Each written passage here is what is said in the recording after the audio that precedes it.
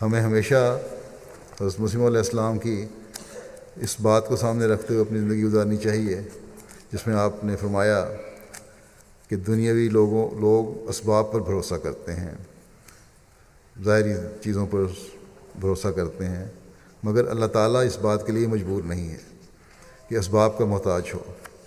کبھی چاہتا ہے تو اپنے پیاروں کے لیے بلا اسباب بھی کام کر دیتا ہے، اور کبھی اسباب پیدا کر کے کرتا ہے، اور کسی وقت ایسا بھی ہوتا ہے کہ بنے بنائے اسباب کو بگاڑ دیتا ہے۔ فرمایا غرض اپنے اعمال کو صاف کرو، ہمیں نصیحت فرمائی کہ اپنے اعمال کو صاف کرو اور خدا تعالیٰ کا ہمیشہ ذکر کرو اور غفلت نہ کرو۔ جس طرح بھاگنے والا شکار جب ذرا سست ہو جاوے تو شکاری کے قابو میں آ جاتا ہے، اسی طرح خدا تعالیٰ کے ذکر سے غفلت کرنے والا شیطان کا شکار ہو جاتا ہے۔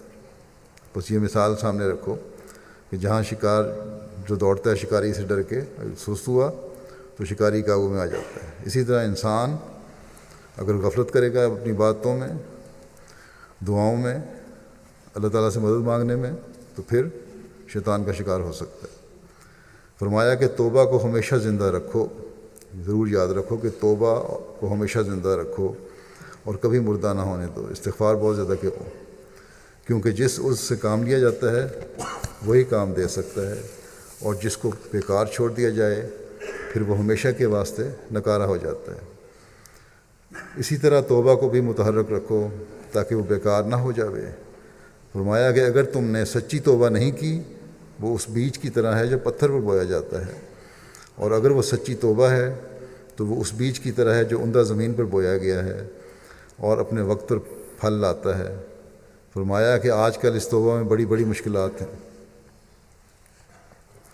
وہاں قادیان میں آئے ہوئے کچھ لوگوں کو یہ نصیحت فرما رہے تھے آپ کہ جب تم یہاں سے جاؤ گے تو تمہیں بہت کچھ لوگوں سے سننا پڑے گا، لوگ بڑی باتیں کریں گے کہ تم نے ایک مجذوم، کافر، دجال وغیرہ کی بیعت کی ہے۔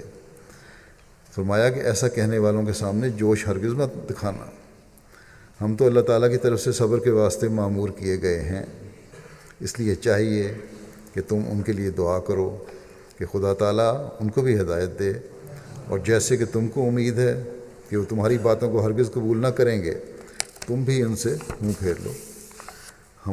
فرمایا ہمارے غالب آنے کے ہتھیار استغفار، توبہ، دینی علوم کی واقفیت، خدا تعالیٰ کی عظمت کو مد نظر رکھنا، اور پانچوں وقت کی نماز کو ادا کرنا ہے۔ نماز دعا کی قبولیت کی کنجی ہے۔ جب نماز پڑھو تو اس میں دعا کرو اور غفلت نہ کرو، اور ہر ایک بدی سے خواہ وہ حقوق الہی کے متعلق ہو خواہ حقوق العباد کے متعلق ہو بچو۔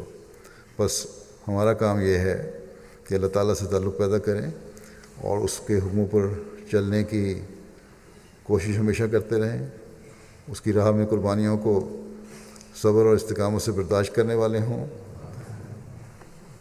اللہ تعالیٰ ہمیں صبر اور دعا کے ساتھ اپنی رضا کی راہوں پر چلنے کی توفیق عطا فرمائے۔ ہم ہمیشہ اللہ تعالیٰ کے فضلوں اور اس کے انعاموں کو حاصل کرنے والے رہیں۔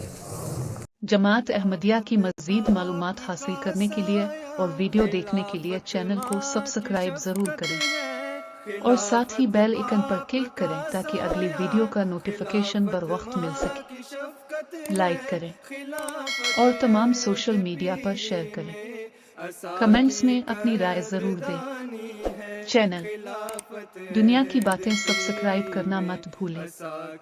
شکریہ۔ خلافت باپ کا سایہ، خلافت ماں کی شفقت ہے۔